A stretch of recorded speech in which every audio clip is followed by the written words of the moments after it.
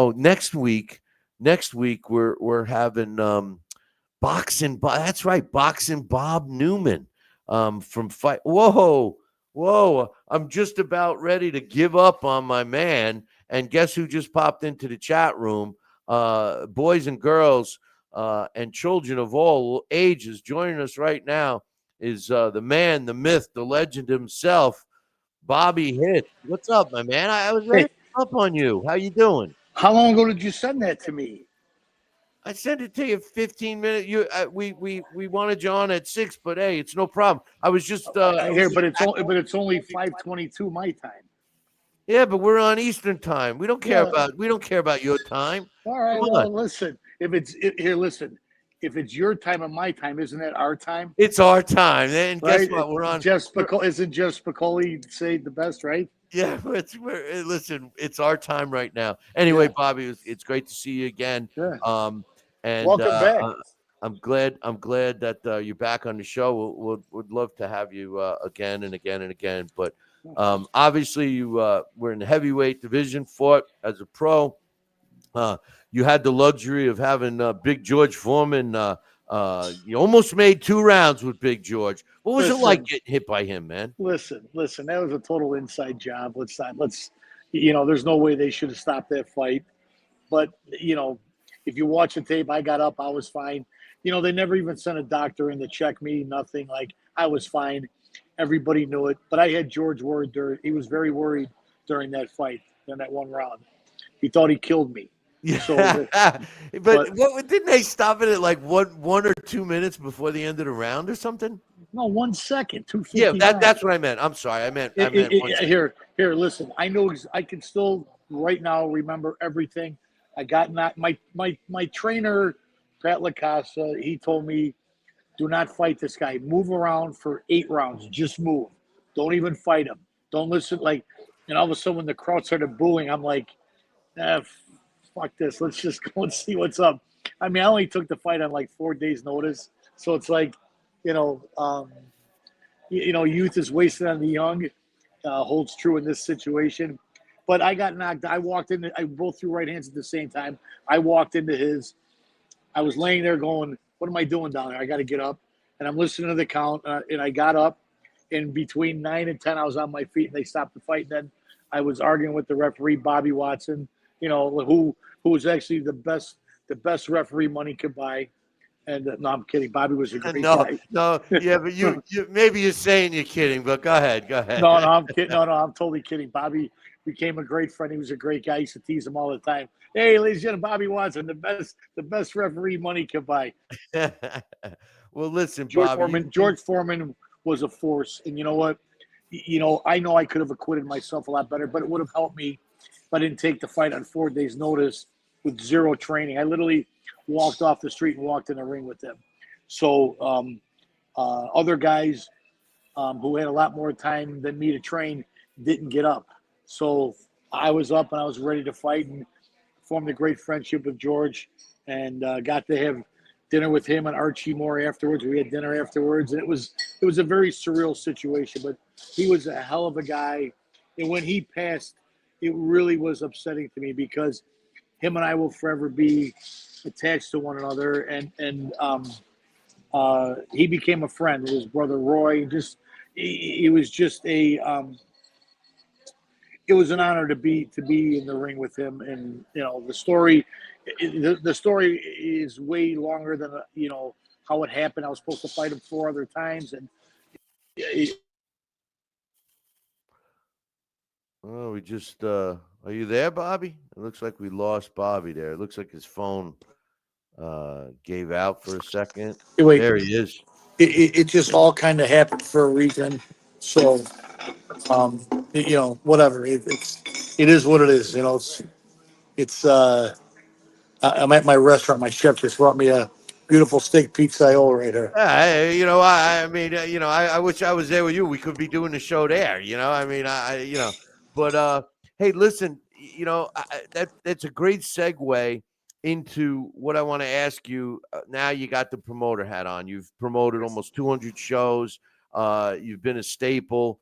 I call you and I talk about you all the time as being one of the handful of true grassroots promoters that are left.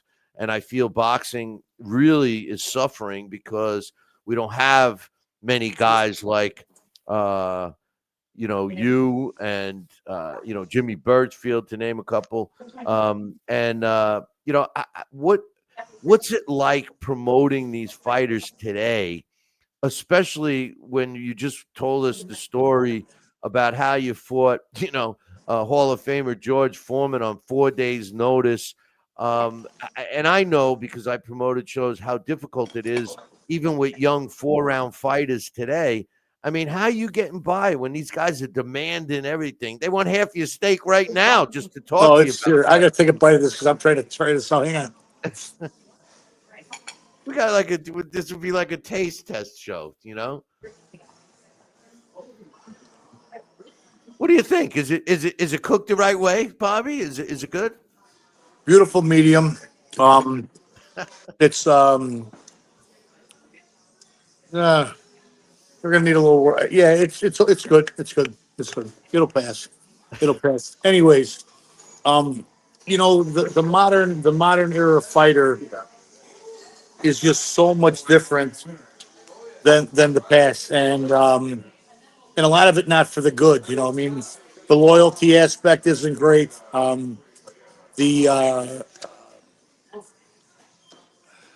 The willingness to put your skills to a test is few and far between.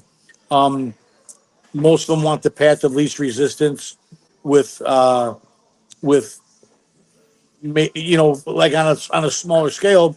What these 4 round kids want to get paid is it's just the whole business is out of screw because somewhere down the line, someone on my end decided to pay these guys more than what the market. Now we keep losing you, Bobby. Yeah, we keep losing Bobby here.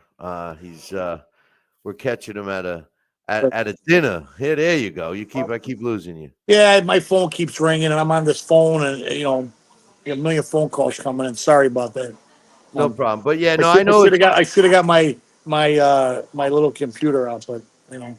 I know it's difficult with the fighters today. 4-round fighters demanding big money, and a promoter like you, how you making it work? Because you're obviously still doing real well. I know you guys. I'm pretty sure your last show you sold out as Yeah, usual. You know, I- you get these great fights. Rivalries going a lot, and it's like you have your own little niche, which is great. How do you keep it going? What's the secret? just persevere. It's I sometimes I ask myself, how do I keep this going, or even more importantly, why do I keep this going? Because it's a thankless job. I'll be honest with you, because no matter what you do, someone's always looking to knock you down.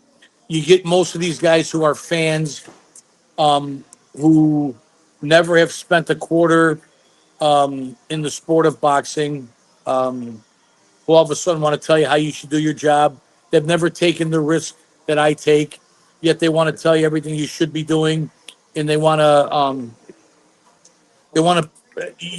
pretty much just pick you apart when they have actually no working knowledge of what it takes to do what I do. And I think it's just really unfair. But that's just our society now as a whole, whether it's being in this restaurant business, and you have, no matter what night it is, you could have 200 food critics sitting in your restaurant because everybody has a phone and everybody has access to one of the apps that you can go and critique a restaurant. And I think it's like kind of unfair unless you've actually been in this business or been in the boxing business, or no matter what you want to do, you should have some actual working knowledge of what it takes to get to where it's at before you actually give your opinion, because that's all it is your opinion. But it's an unfounded opinion, and most of the time it's unfair. Like me as a promoter, whatever fights I put on, if it's the good ones, I get no credit. If it's a bad one, I put a bad fight on. But what they don't understand is that it's not up to me. The only thing that's up to me is me saying yes or no. So when I have a fighter who refuses to fight somebody that can fight back, my only recourse is to just not put them on the show. Other than that, what's ever in that ring, I have to get two people to agree to do that. And more often than not, me being able to make good, solid competitive fights is like seeing Bigfoot. It's very hard to do. Right. And we try, and we usually succeed. Our shows are pretty good, but you always got these guys. There's some real jerk off that always comes on Fight News when they post something about me and says all these things, right? And he must be some. I mean, I literally got like a $500 reward if someone could tell me who this guy is. I'll pay $500 for someone who goes by the tag name Bori Mex. Now, some other guy wrote him said I could figure out who. I don't know who the guy is. It's probably some disgruntled fighter. I wouldn't let get into my pocket, but the guy takes great pleasure in always trying to knock you. When here at the end of the day, most fighters don't understand what it is to be a promoter. I have been both on both sides of the fence, right? So I know what it is to be both. So you can just have an idea of what it takes, but if you have never done it or never spent a dime doing it, how do you really talk about it? And that's what makes this job very difficult. Nobody gives you any leeway whatsoever. So it's thankless. I'll be honest with you.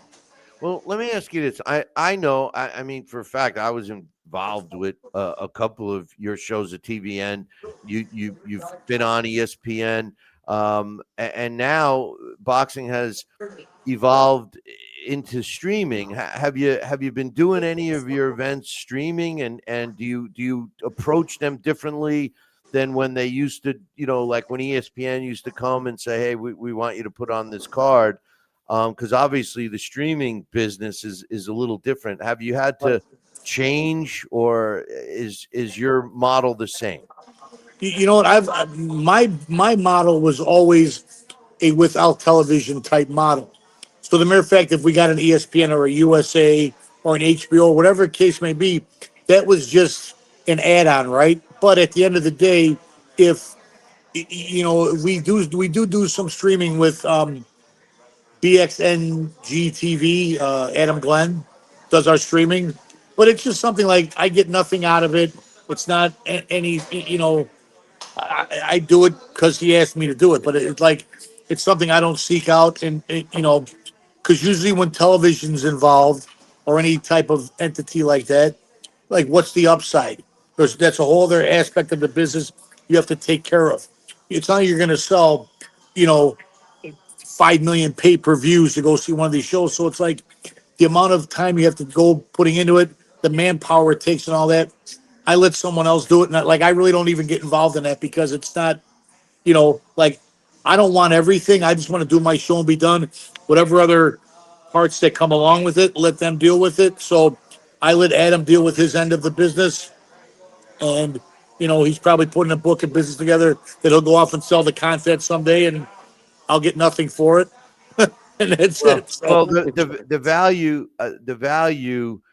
You're right. A lot of these guys think they put a pay-per-view on, whether it's a stream or whatever. They're going to sit back and collect the money. That's not the case, because no, most people want to try and find a free way to watch it anyway. But right, where they can come in handy, especially for your type of shows, is to develop viewership where you could eventually sell sponsorships for when you have the numbers, because what you have is rare these days, where because most of your cards are very competitive, like you mentioned earlier. Yeah, okay, you get a stinker bout here and there, right.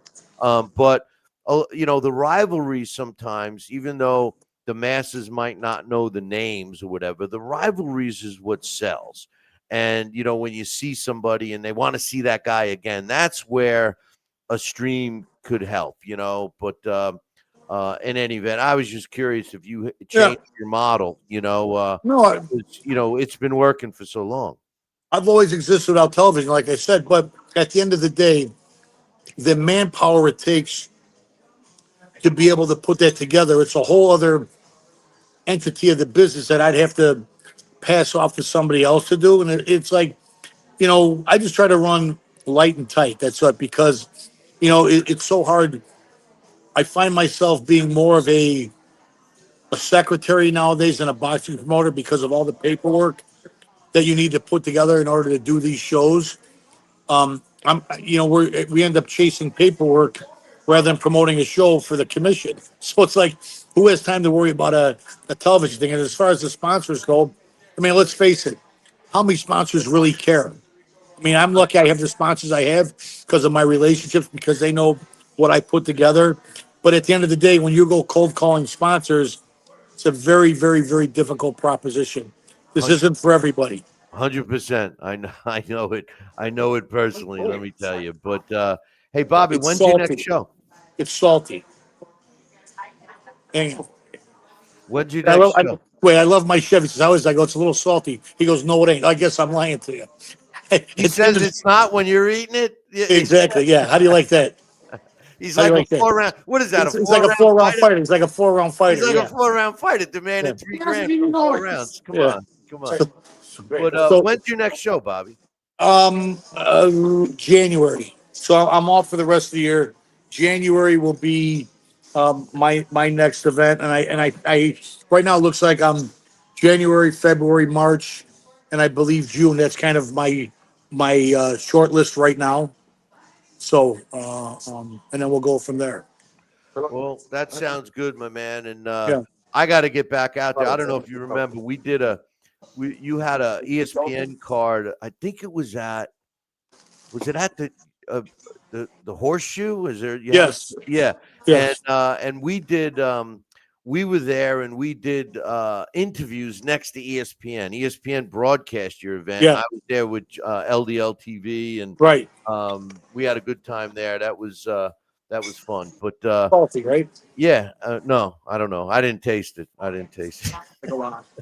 Well, you're passing it around. Whoever's around is going to tell you it's salty. No, no. Go ahead. These are independent. These are independent witnesses. These are independent taste tests for your steak. Hey, So, listen, brother. when you're doing, in the restaurants, like you have to try products, you have to see what works. So every day we try to make something new to see how it works, and it's like, it's salty, right? 100%. Yeah. Yeah. Yeah. Hey, if I come out there again, you let me. I'm a fat bastard. Hey, You listen, let me. listen. All my You let food me is touch always really good. All my food's really good, but usually when I make it, it's really good. You know. Well, But hey, you know what I say. My grandmother always said, "Don't put too much salt in. You can always add the salt." right, exactly. You know. But listen, Bobby, keep me in touch. I Keep will. in touch with me. Let me know when your next shows are. I will. I'll try and get out there, and would love to have you back on. Maybe from as soon as you get the dates set, you come Yeah, back I'll have on, those put together. Yep. I'm and just signing some good fighters. I think we're gonna make 2026 would be a good year for us. well, good. We need the grassroots promoters to take the Yeah. forefront Hey, again. listen, I just like to have fun and joke around, and like I don't take life serious. I don't take anything serious. I take my food serious because it's important. But Hey, outside of that, this boxing stuff, like it's just let's have a nice time, do a nice show. Everybody walks away happy. We're good, So like that's what it's all about. Everybody comes out safe. no, that's the name of the And game. remember, $500 reward for anybody that could find out who Bori Mex is. He's always on Facebook. Not Facebook, I'm sorry, on fightnews.com commenting. $500 reward. No Well, questions asked. Just give me the name. we'll get to the bottom of it because I just announced who our guest is next week happens to be tied in with them. So Yeah, all right.